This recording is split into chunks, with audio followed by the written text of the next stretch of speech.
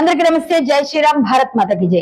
ఈ రోజు ఆకివీడు చలో ఆకివీడు అని ఒక పిలుపుని ఇవ్వడం జరిగిందండి. హిందూ సంస్థలు అన్ని కలిపి వెళ్ళాలి, రాముని మెడలో దండ వేయాలి, అండదండగా రాముడు మనకున్నాడు, ఆయనకి ఈ రోజు మనం దండ వేసి అండగా నిలబడాల్సిన పరిస్థితి వచ్చింది. రాముని వారు మాకేమి విచారం, స్వామి నీదే భారం అని వస్తాం అందరం. అలాంటి రామ భక్తులందరినీ అడ్డుకుంటున్న పోలీసులు. నేను బయలుదేరిన వెంటనే నాకు ఫోన్ వచ్చింది, మీరు రాకూడదు, మీరు వస్తే కొంచెం ఎక్కువ ఆల్రెడీ వైరల్ అయింది మీరు పెట్టిన వీడియో, మీరు రావద్దు అని చెప్పారు. నేను ఆల్రెడీ బయలుదేరానండి, మాట ఇస్తే మేము తప్పం, రామ భక్తులం, రామునికి దండ వేయాల్సిందే, రామనామ జపం చేయాల్సిందే అక్కడ అని చెప్పాను. అయినా సరే అడిగారు ఆపండి ఆగండి అని. నేను బయలుదేరిపోయి సగంలో ఉన్నాను సార్ అన్నాను. సరే అని ఆకివీడికి 20 కిలోమీటర్ల ముందు మేము కైకలూరు అనే ఊర్లో మేము ఆగాం. కైకలూరులో ఆగి 6 గంటలకు మేము దిగుంటాం. 7 గంటల లోపల 10 మంది పోలీసులు మమ్మల్ని చుట్టుముట్టేశారు. అది ఆ విషయం నాకు తెలియదు, నిద్రలో ఉన్నాం మేము. కొంతసేపు తర్వాత తెలిసింది, మా అన్న వాళ్ళు కిందకి వెళ్తే కార్ కీస్ కూడా తీసేసుకున్నారు వాళ్ళ దగ్గర నుంచి, మీరు ఇచ్చేయండి అని. పోలీసులు అని కూడా వాళ్ళకి తెలియదు, ఎందుకు తీసుకుంటున్నారో కూడా అర్థం కాని స్థితి. అంటే దౌర్జన్యం చేయబోయారు. మేము గట్టిగా మాట్లాడేసరికి దెబ్బకి ఇచ్చేశారు. కానీ నన్ను అయితే బయటికి వెళ్తుంటే ఆపేశారు. మీరు బయటికి వెళ్ళడానికి వీల్లేదు, ఇక్కడ నుంచి కదలకూడదు, మీరు ఆకువీడికి వెళ్ళకూడదు, ఎట్టి పరిస్థితుల్లో మీరు రూట్ మార్చుకుంటే మేము పంపిస్తాం, లేదా మిమ్మల్ని ఇక్కడే ఉంచేస్తాం ఈ రోజు అంతా, రేపు ఎటైనా పోండి, ఇవాళ మాత్రం వెళ్ళకూడదు, ఇవాళ ఆల్రెడీ కాల్ ఉంది.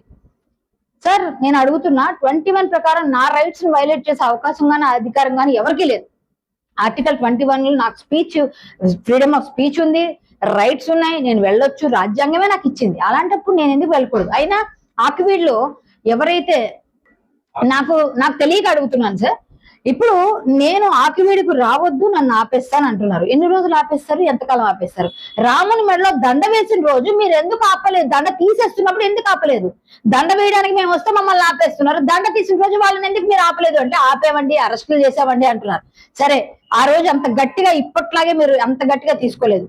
ఇంత పెద్ద ఇష్యూ అయిన తర్వాత ఇప్పుడు మమ్మల్ని ఆపుతున్నారు. మేము మీకు గౌరవిస్తాం, ఎందుకంటే మేము 144 సెక్షన్ ఉంది, 34 ఉంది కాబట్టి మేము వెళ్ళట్లేదు అనుకున్నాం. కానీ రామాలయం నిర్మాణం జరగాలి అక్కడ. రామాలయ నిర్మాణం జరుగుతుంది. త్రిపురారావు గారు ఏదైతే సంకల్పించారో అవన్నిటికీ మేము ప్రతి హిందూ సంస్థ, ప్రతి హిందూ సహకరిస్తాం, ఉంటాం, ఖచ్చితంగా మేము పాల్గొంటాం. నేను అక్కడ హరికథ చెప్తా, రామనామ స్మరణ చేస్తా, మళ్ళీ గుడికి వస్తా, దండ వేస్తా. ఇదే నిజం, ఇదే జరుగుతుంది కూడా. కానీ ఇప్పటికి వెనుదిరుగుతామా లేదన్నది కూడా ఇంకా కన్ఫర్మ్ లేదు. వెళ్తామని అనుకుంటున్నాం. ఒకవేళ పంపించకపోతే వెనుదిరిగినా మళ్ళీ వస్తాం, రామనామ స్మరణ చేస్తాం.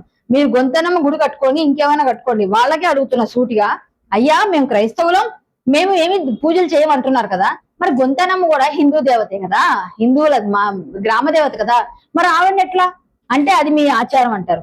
మరి రాముడు మాకు వంశపారంపర్యంగా అందరూ పూజలు చేస్తారు కదా, మా వంశానికి ఇష్టమైన దేవుడు ఎవరంటే రాముడు అంటారు. అంటే వంశానికి ఇష్టదైవం కులదైవం కూడా ఉంటారు కదా, మా కులదైవం మా ఇష్టదైవాన్ని మేము పూజిస్తాం కదా, మరి అంటే మా అందరిని ఎందుకు ఆపుతారు మీరు? మా ఇష్టదైవమైన రాముని మేము అక్కడ నిలబెట్టుకుంటాం, మీరు గొంతనమ్మని కూడా పెట్టుకోండి. మరి గొంతనమ్మని పూజ చేస్తున్నప్పుడు, మీరు క్రైస్తవులైనప్పుడు, మరి హిందూ దేవతని పూజిస్తున్నప్పుడు హిందువులైన దేవుడు రాముని ఎందుకు పూజించరు మీరు? అంటే మీకు పూజలు వినిపించకూడదు, మంత్రాలు వినిపించకూడదు, పాటలు వినిపించకూడదు అన్నప్పుడు మీ చర్చిల్లో వినిపించే పాటలు మేమెందుకు వినాలి? ప్రతి వారం ప్రతిరోజు మేమెందుకు వినాలి? ఇప్పుడు అర్థమైంది అనుకుంటా. మీరు మాట్లాడిన దానికే మేము అంటే రియాక్షన్ మా దగ్గర నుంచి వస్తుంది. ప్రతిదీ ఏదైనా మాట మీరు చెప్తే ఆ మాట మేము చెప్తున్నాం తిరిగి. మిమ్మల్ని మేము అనలే, మీరే మమ్మల్ని కొట్టారు, తిట్టారు, దండలు తీశారు. సో తప్పు మీరు చేశారు, మీరే సరిదిద్దుకోండి. అక్కడ రామాలయం వస్తుంది, మేమందరం ఉంటాం. మమ్మల్ని గాని రెచ్చగొట్టారో అంతగా డబల్ రియాక్షన్ మీకు ఎక్స్పెక్ట్ చేస్తూనే చేయండి. ఏ పనైనా హిందువుల జోలికి రాకండి, మీ పని మీరు చేసుకోండి, మా పని మేము చేసుకుంటాం. అనవసరంగా వచ్చారో మేము కూడా అడ్డుకోగలం, కానీ మేము ఎక్కడ వైలేట్ చేయట్లేదు. మీరు వైలేట్ చేస్తే మాత్రం ఊరుకునేది లేదు. జై శ్రీరామ్, భారత్ మాతకి జై. తప్పకుండా రాముని సన్నిధిలో మళ్ళీ కలుద్దాం, రామునికి దండ వేద్దాం, హరికథ కూడా చెప్దాం. జై శ్రీరామ్.